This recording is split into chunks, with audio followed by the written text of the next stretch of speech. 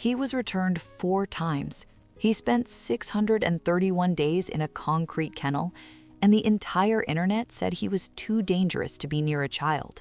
But when a 1-year-old baby girl came home, this 100-pound white giant did something nobody expected, and it saved her life. His name was Atlas, a 100-pound Dogo Argentino with a snow-white coat, a jaw built like concrete, and a past that made shelter workers go quiet when someone asked about him. Banned in over a dozen countries, listed among the most feared breeds on Earth, and returned to the same shelter 4 times in less than 2 years. 4 families, 4 front doors he walked through with hope. 4 times he was brought back. Nobody wanted Atlas, and after a while, Atlas stopped wanting anything at all. The first family returned him after 9 days. Too much dog, they said. The second lasted 3 weeks. Their landlord found out and made them choose between their apartment and a 100-pound white giant. They chose the apartment. The third family loved him for nearly 2 months, then said they were moving across state lines and couldn't take a dog like him. The fourth didn't offer an explanation at all. They handed the leash to a shelter worker on a rainy Thursday morning and left without turning around.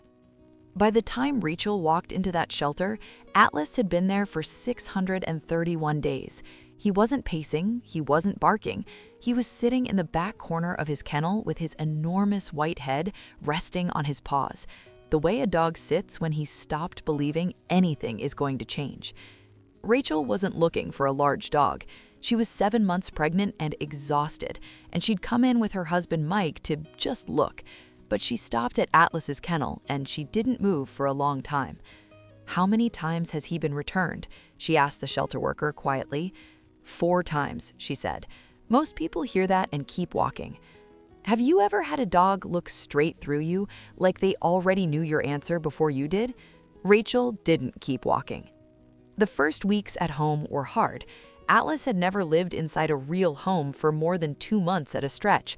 He didn't know where to sleep. He knocked things over with his tail. He flinched when the oven timer beeped. Some evenings he'd sit by the front door, still and silent, like he was waiting for someone to come take him back. But then something shifted. It was a quiet Sunday afternoon. Rachel was lying on the couch, one hand resting on her belly, half asleep. Atlas walked over from across the room, slowly, carefully, and sniffed her stomach once. Then he lay down beside her. His massive white head settled near her side, and he didn't move for 3 hours. Mike stood in the doorway and watched. He didn't say a word. Do you think dogs understand things about us that we haven't even figured out ourselves? I see you still haven't subscribed. Honestly, that breaks my heart a little. Hit that button now. You don't want to miss what comes next. Baby Clara arrived on a Tuesday morning in April. They brought her home wrapped in a soft yellow blanket, and Atlas was waiting at the front door. He didn't jump, he didn't bark.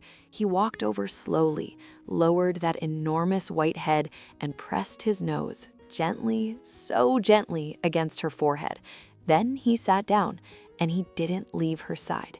Every morning at 6:20 a.m., without an alarm, without a sound, Atlas would walk to Clara's nursery and wait by the door. The moment her eyes opened, his tail would start moving, wide, sweeping, like it had been waiting all night to begin. The shelter workers who once called him "shut down" would not have recognized him. Here's something most people don't know about the Dogo Argentino. The breed was developed in Argentina specifically to work alongside families, loyal to their core, bred to protect and to stay close. When Atlas had no one to protect, that loyalty had nowhere to go. It just sat inside him, waiting. This is exactly the kind of story that deserves to be told. Some dogs don't get a second chance. Atlas got a 5th, and he made it count. When Clara learned to sit up on her own, Atlas was there beside her. When she pulled herself up on the coffee table for the first time and wobbled, he was already moving toward her. On the days Rachel was exhausted, the days when the house felt too loud and too small all at once, Atlas would find Clara wherever she was and just lie down next to her. No reason, no command, just there. Rachel said it was the closest thing to a superpower she had ever seen in an animal, a 100-pound dog who somehow always knew exactly where he was needed most. The night that changed everything happened when Clara was 14 months old. It was 3:52 a.m.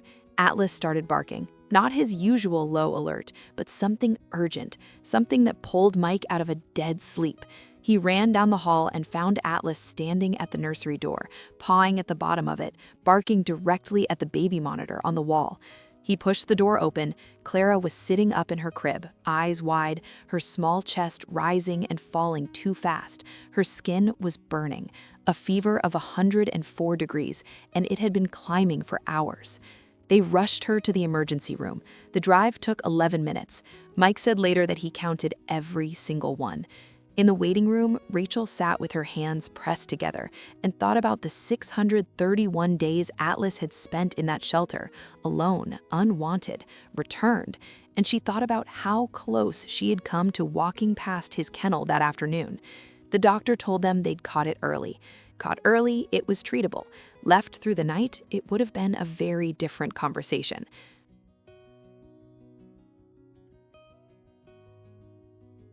A dog returned 4 times, a dog the internet calls dangerous, a dog nobody wanted.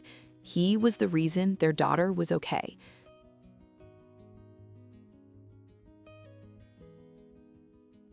Would you have given Atlas a 5th chance, knowing his history?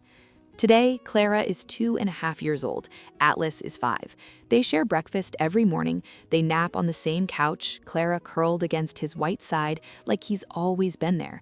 And every single night, without fail, Atlas walks the hallway once, checking each room before lying down outside her door. 4 families gave up on him.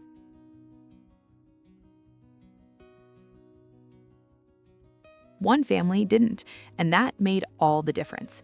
The Dogo Argentino is one of the most misunderstood breeds on Earth, but maybe the real question was never whether Atlas was too dangerous. Maybe it was whether anyone was willing to look past the label long enough to see who he really was.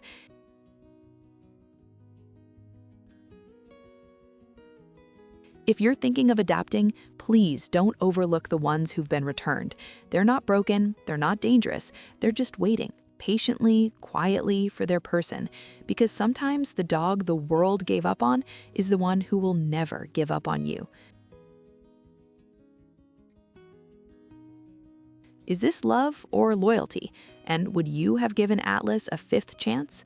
Tell me in the comments.